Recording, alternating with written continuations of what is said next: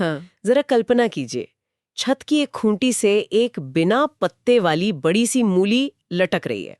उसे ना बीच से खोखला किया गया है और उसके अंदर एक खास तरह का सफेद नमक भरा है। और उसके ठीक नीचे एक मिट्टी का बर्तन रखा है जिसमें बूंद बूंद करके उस मूली का रस टपक रहा है। अब देखने में तो ये कोई अजीबोगरीब जादू टोना लग सकता है। बिल्कुल लग सकता है। लेकिन ये असल में 1970 के दशक में दर्ज की गई एक एडवांस्ड फार्मास्यूटिकल लैब की तस्वीर है। सनातन ज्ञान के लिए आरोग्यम सूत्र और वैदिक वाइब्स ब्लॉग को सब्सक्राइब करें। साथ ही इंस्टाग्राम और फेसबुक पेज को अभी फॉलो करें, लिंक डिस्क्रिप्शन में है।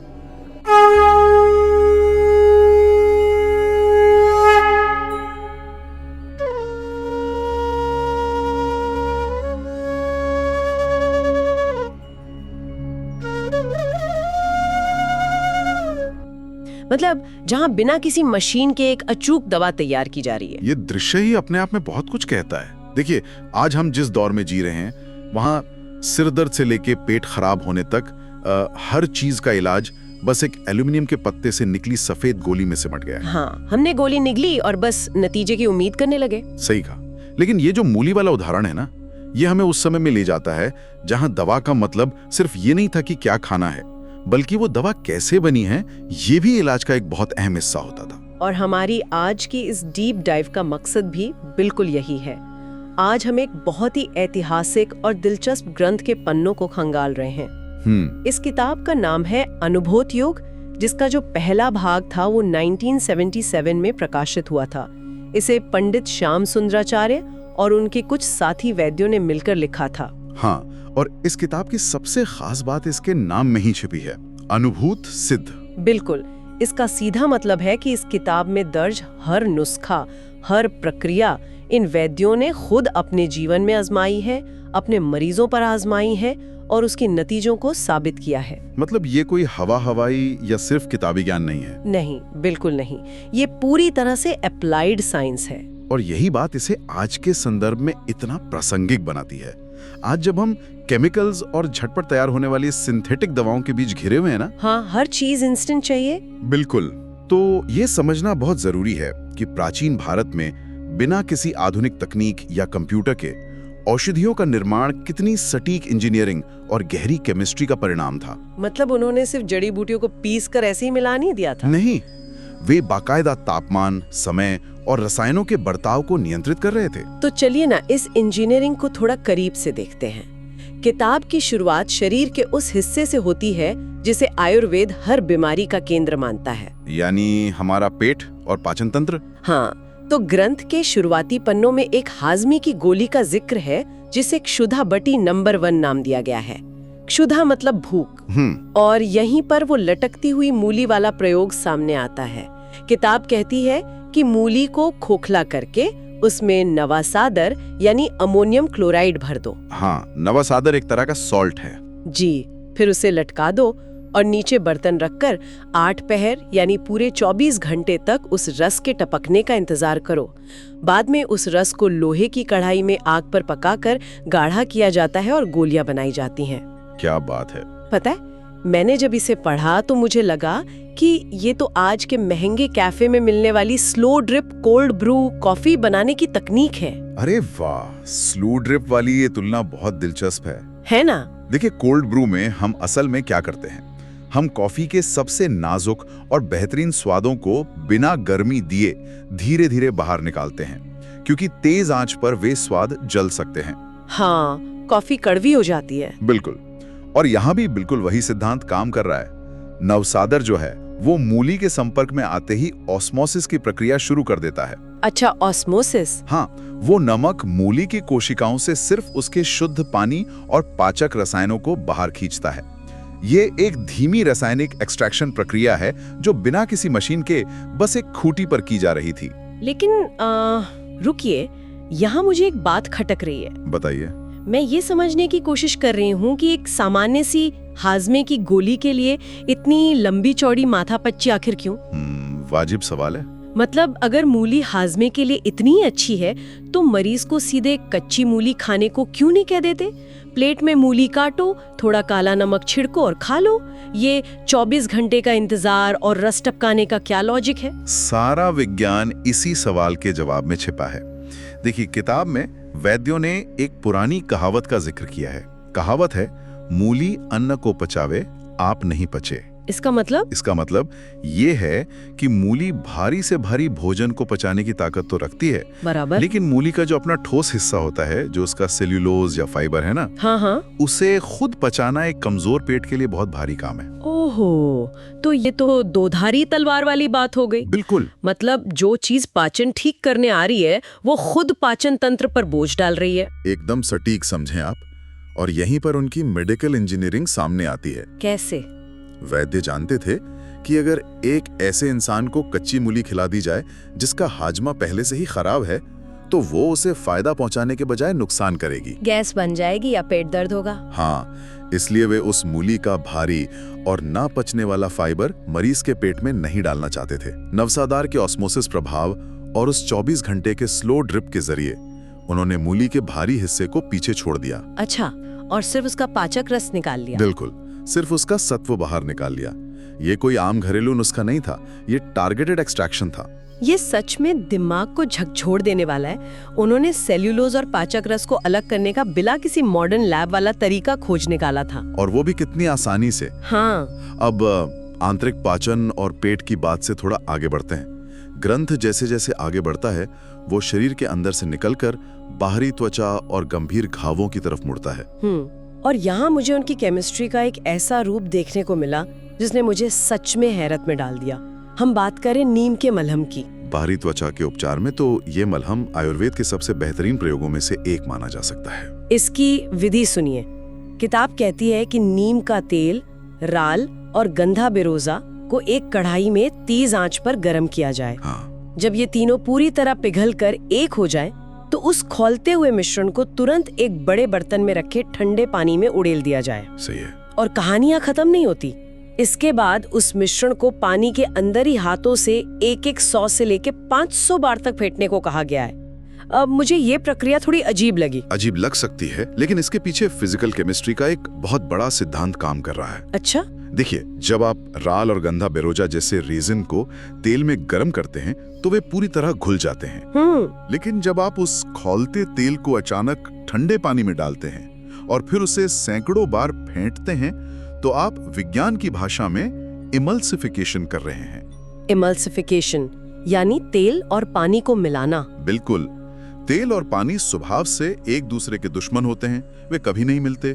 लेकिन लगातार फेंटने से आप तेल की बूंदों को इतना सूक्ष्म कर देते हैं कि वे पानी के साथ मिलकर एक सफेद, मुलायम और गाढ़े मलम में बदल जाते हैं। अरे वाह! और राल यहाँ एक बाइंडर का काम कर रहा है। मैंने ना किताब में इस मलहम से जुड़ी एक केस स्टडी पढ़ी, जिस पर यकीन करना थोड़ा मुश्किल था मेरे लिए। क्या था उसमें? उसमें एक पोस्टमैन का जिक्र है जिसका पैर घुटने तक बुरी तरह जल गया था। लिखा है कि घाव इतना भयानक था कि डॉक्टरों ने उसके बचने की उम्मीद ही छोड़ दी थी। लेकिन इस नीम के मलहम के इस्तेमाल से सिर्फ 15 दिनों के अंदर वो आदमी न सिर्फ चंगा हो गया, बल्कि उसके जलने के निशान तक मिट गए। मैं सच कहूँ तो मुझे ये थोड़ा अतिशोक्ति लगा। मतलब 15 दिन में ऐसा कैसे हो सकता है? अगर हम इसके पीछे के विज्ञान को डिकोड करें ना, तो ये अतिशोक्ति बिल्कुल नहीं लगती। अच्छा, कैसे? उसी फेंटने की प्रक्रिया पर वापस चलते हैं। जब तेल को 500 बार फेंटा गया, तो रसायनों का भौतिक स्वरूप पूरी तरह बदल गया। मॉलिक्यूल्स छोटे हो गए। हाँ, वो साधारण तेल रहा ही नहीं। उसके मॉलिक्यूल्स इतने छोटे हो गए कि त्वचा के छिद्रों के जरिए वो बहुत गहराई तक अवशोषित हो सकते थे, जिसे आज हम ट्रांसडर्मल एब्सॉर्प्शन कहते हैं। अच्छा, मतलब दवा स्किन के बहुत अंदर तक जा रही थी। बिल्कुल। और दूसरी बात, नीम अपने आप में एक शक्तिशाली एंटीबैक्टीरियल है। और राल या रेजिन का काम प्रकृति में क्या होता है पता है? क्या होता है? पेड़ खुद को कटने या छिलने पे ठीक करने के लिए रेजिन निकालते हैं। जब ये मलहम उस जले हुए घाव पर लगाया गया, तो उसने एक कृत्रिम त्वचा की तरह काम किया। ओह, इन्फेक्शन को रोका होगा। हाँ, और कोशिकाओं को तेजी से दोबारा बनने में मदद की। ये तो कमाल का लॉजिक है। उन्होंने केमिकल्स की अवस्था को ऐसे बदल दिया कि वो शरीर के लिए सबसे ज्यादा असरदार बन जाए। सही कहा। और केमिकल से छेड़छाड़ की बात उठी है, तो इसी बाहरी उपचार वाले हिस्से में एक कपूर का साबुन बनाने की विधि भी दी गई है। हाँ, कपूर का साबुन। पता है, इसकी सामग्री की लिस्ट पढ़कर मैं सच में थोड़ी डर गई थी। ऐसा क्या था उसमें? उसमें था नारियल का तेल, कपूर, पानी और कास्टिक सोडा। अरे बाप रे। हाँ, मैं कास्टिक सोडा को एक बहुत ही खतरनाक और तेज रसायन मानती हूँ जो नाली साफ करने या कारखानों में इस्तेमाल होता है। बिल्कुल, वो बहुत ही संक्षारक होता है। किताब भी चेतावनी देती है कि इसे सीधे हाथ से मत छूना वरना चमड़ी जल जाएगी, लेकिन वे इसे त्वचा पर रगड़ने वाले साबुन में डाल रहे थे। मुझे ये विरोधाभास समझ नहीं आया। आपका डरना बहुत स्वाभाविक है। कास्टिक सोडा सच में बहुत ही क्षारीय होता है, लेकिन यहीं पर उन वैद्यों की रसायन विज्ञान की गहरी समझ नजर आती है। वो कैसे? वे जानते थे कि जब एक बेहद खतरनाक बेस यानी कॉस्टिक सोडा को एक निश्चित तापमान पर नारियल के तेल के फैटी एसिड के साथ मिलाया जाता है तो एक बहुत ही तीव्र रासायनिक प्रतिक्रिया होती है। आधुनिक विज्ञान इसे सैपोनिफिकेशन कहता है। अच्छा, सैपोनिफिकेशन। हाँ, इस प्रक्रिया में कॉस्टिक सोडा के खतरनाक मॉलिक्यूल्स और तेल के मॉलिक्यूल्स आपस में टकराकर पूरी तरह टूट जाते हैं और एक बिल्कुल नया सुरक्षित मॉलिक्यूल बनाते हैं, जो कि साबुन है। बिल्कुल। मतलब दो अलग अलग चीजें आपस में टकराईं और उनका मूल स्वभाव ही खत्म हो गया। हाँ, जो चीज कल तक आपकी त्वचा जला सकती थी वो आज एक सुरक्षित सफाई करने वाला एजेंट बन गई है। ये कोई अंधविश्वास या तुक्का नहीं था। हाँ, ये तो पूरी तरह से केमिस्ट्री है। ये वजन, अनुपात और केमिकल रिएक्शन की सटीक गणना थी। वे खतरनाक रसायनों की ताकत का सम्मान भी करते थे और उन्हें अपने फायदे के लिए इस्तेमाल करना भी जानते थे। बाहरी घावों को भरने और रसायनों का रूप बदलने में तो वो माहिर थे, ये बात तो साफ है। लेकिन जब बात सीधे प्रकृति से दवा निकालने की आती है तो वहाँ उनका ज्ञान एक अलग ही स्तर पर पहुँच जाता है। बिल्कुल। किताब के एक हिस्से में पौधों का सबसे शुद्ध रूप, जिसे सत्व कहा गया है, उसे निकालने का तरीका बताया गया है। इसमें गिलोय का सत्व निकालने की विधि है। गिलोय सत्व, हाँ। इसमें मोटी गिलोय को कूटकर पानी में अच्छी तरह मसला जाता है, फिर उस पानी को छानकर 24 घंटे के लिए छोड़ दिया जाता है। सारा सफेद सत्व बर्तन की तली में जम जाता है और पानी अलग कर दिया जाता है। ये मुझे हमारे किचन में आलू या साबूदाने से स्टार्च निकालने की प्रक्रिया जैसा लगा। यह तुलना तकनीकी रूप से एकदम सही है। वे असल में पौधे के भीतर मौजूद स्टार्च और उसके साथ जुड़े हुए औषधीय तत्वों यानी फाइटोकेमिकल्स को सेल वॉल तोड़कर पानी में घोल रहे थे। अच्छा। और क्योंकि ये सत्व भारी होता है, इसलिए यह गुरुत्वाकर्षण के कारण नीचे बैठ जाता है। यह एक्सट्रैक्शन का बहुत ही प्योर और नेचुरल तरीका है। आप बड़े स्पष्ट शब्दों में कहती है कि पूस और माघ के महीनों में, यानी जब सर्दियां अपने चरम पर होती हैं, तब गिलोय का सत्व बिल्कुल नहीं निकालना चाहिए। अच्छा। हाँ, वे कहते हैं कि इस मौसम में औषधियाँ परिपक्व वीर्य नहीं होती। मुझे समझ नहीं आया कि इस समय और मौसम का इतना सटीक नियम क्यों बनाया गया। यहीं पर प्राचीन वैद्यों का बॉटैनिकल ज्ञान सबसे ज्यादा चमकता है। देखिए, आज का आधुनिक वनस्पति विज्ञान भी इस बात की पुष्टि करता है। किस बात की? कि किसी भी पौधे के अंदर मौजूद रसायन साल भर एक जैसे नहीं रहते हैं, वे मौसम के अनुसार बदलते हैं। अच्छा। अब सर्दियों में क्या होता है, पौधे सुप्तावस्था या डॉर्मेंसी में चले जाते हैं। ये उनका सर्वाइवल मोड होता है। हाँ। खुद को बचाने का तरीका। हाँ, पाले और ठंड से बचने के लिए पौधे अपनी सारी ऊर्जा, अपने सारे सक्रिय तत्व और एल्कलॉइड्स अपने तनों से खींचकर जमीन के नीचे अपनी जड़ों में सुरक्षित कर लेते हैं। ओह, तो इसका मतलब है कि सर्दियों में गिलोय के तने अंदर से खोखले या औषधीय गुणों से खाली होते हैं। एक तरह से हाँ, उस समय उनके तनों में सिर्फ लकड़ी और फाइबर बचता है, सत्व नहीं। अच्छा। इसलिए अगर आप जनवरी के महीने में गिलोय का सत्व निकालने की कोशिश करेंगे तो आपको सिर्फ कचरा मिलेगा, दवा नहीं। वाह। प्राचीन वैद्यों के पास फाइटोकेमिकल्स मापने की कोई मशीन तो थी नहीं, लेकिन पीढ़ियों के बारीक अवलोकन से उन्हें पता था कि किस मौसम में पौधे का कौन सा हिस्सा सबसे ज्यादा ताकतवर होता है। ये तो प्रकृति के साथ पूरी तरह सिंक होने वाली बात है। बिल्कुल। और मौसम के इसी ज्ञान का एक और बेहतरीन उदाहरण किताब में कंठदाह पर ठंडाई के रूप में मिलता है। कंठदाह मतलब गले की जलन। हाँ, भयंकर गर्मी में। जी, भयंकर गर्मी में जब गला जलता है तो वे सिर्फ पानी पीने को नहीं कहते, वे गुलाब के फूल, काली मिर्च, फालसा और छोटी इलायची के बीजों से बनी ठंडाई का उपयोग करते हैं। ये मुझे सिर्फ स्वाद के लिए नहीं लगा, ये शरीर के अंदर की भट्टी को बुझाने का, पित्त दोष को शांत करने का एक साइंटिफिक फॉर्मूला लगता है। सही पकड़ा आपने। ये थर्मो रेगुलेशन का कमाल है।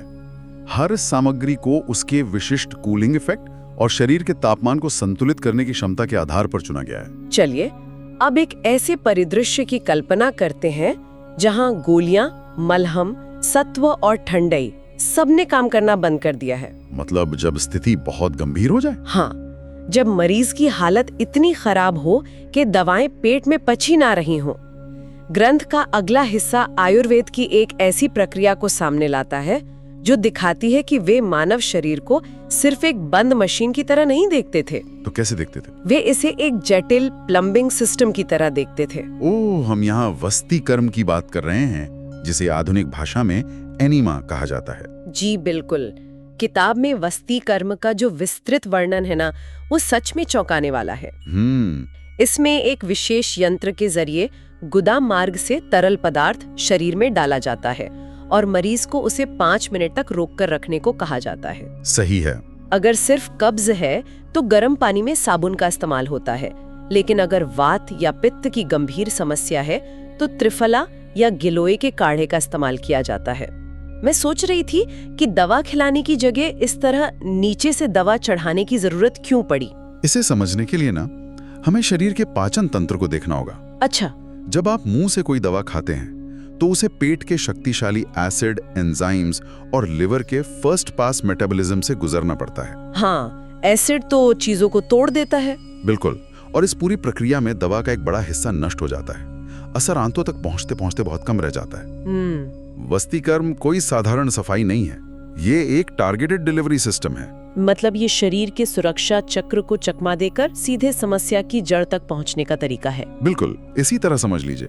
बड़ी आंत, जिसे हम कोलन कहते हैं, वो आयुर्वेद के अनुसार वात दोष का मुख्य केंद्र है। अच्छा। जब आप गुदा मार्ग से दवा प्रविष्ट कराते हैं तो वो बिना किसी एसिड के नष्ट हुए सीधे खून में अवशोषित होती है। अरे वाह! ये उसी तरह काम करता है जैसे आज के समय में मरीजों को नसों में सीधा इंजेक्शन दिया जाता है। मतलब वे जानते थे कि अगर पाइपलाइन जैम है तो सिस्टम को सिर्फ ऊपर से पानी डालकर साफ नहीं किया जा सकता। बिल्कुल। उसे नीचे से फ्लश करना होगा और दवा को सीधे वहां इंजेक्ट करना होगा जहां उसकी सबसे ज्यादा जरूरत है। सही कहा। ये सारी चीजें सुनने के बाद ना एक बात जो बहुत साफ हो जाती है श्रोताओं के लिए भी, वो ये है कि अनुभूति योग या इस तरह के अन्य प्राचीन ग्रंथ सिर्फ दादी नानी के नुस्खों की किताबें नहीं है। बिल्कुल नहीं। ये एक बहुत ही व्यवस्थित, पीढ़ियों तक आजमाई गई अप्लाइड साइंस का दस्तावेजीकरण है। मैं तो इसे एक कदम और आगे ले जाता हूँ। ये सिर्फ विज्ञान नहीं है, ये प्रकृति के नियमों, रसायनों की प्रतिक्रियाओं और मानव शरीर की एनाटॉमी के बीच एक बहुत ही गहरा तालमेल है। हाँ, वो तो हमने देखा ही।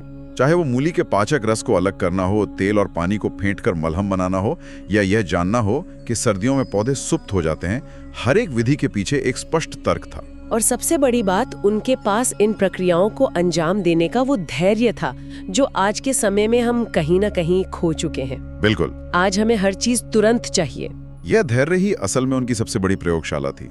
बिना मशीनों के उन्होंने सिर्फ समय और अवलोकन से वो हासिल किया जो आज हम बड़े बड़े उपकरणों से करने की कोशिश कर रहे हैं। इस पूरी चर्चा ने सच में मेरे सोचने का नजरिया बदल दिया है। मेरा भी।